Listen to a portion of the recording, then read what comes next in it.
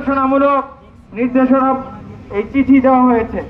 সংগ্রামী সাথী ও বন্ধুগণ, আজকে আমরা যদিও রমজান মাস ইবাদতের মৌসুম, মুসলমানদের যেন তাদের এই উৎসব মুখর পরিবেশে ইবাদত গুজার করতে পারে, সেই কথাটা আমরা সেই কাজটা যেন নির্বিঘ্নে করতে পারে, সেজন্য আমরা সকলকে সোচ্চার আহ্বান জানাচ্ছি।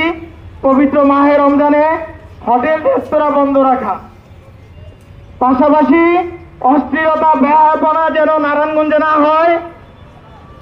বিশেষ করে মুসলমানদের গুরুত্বপূর্ণ একটা ইবাদত হচ্ছে তারাবি।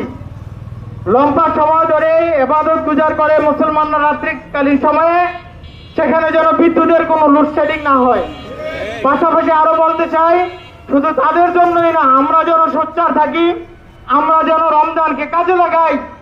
ইসলামী আন্দোলন বাংলাদেশ রমজান কেন্দ্রিক যেই দাওয়াতি মাস আছে, দাওয়াতি কাজ আছে, সেগুলোকে আমরা বাড়িয়ে দিব। নিজেকে এমনি ভাবে শানিত করব যেন সারা বছর আমার ইমানি আমলি স্পিরিট থাকে। দিন বিজয়ের এই কাফেলাকে এগিয়ে নেওয়ার জন্য আমার যে ইমানি শক্তি দরকার, আমলি শক্তি দরকার, সেটা যেন রমজান থেকে আমরা সংগ্রহ করতে পারি। সংগ্রামী সাথী ও বন্ধুগণ, আজকে আমরা উপস্থিত হয়েছি, আমরা স্বাগত র্যালি করব।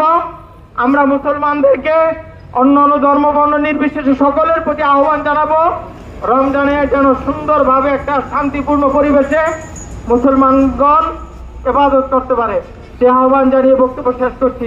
আসসালামু আলাইকুম।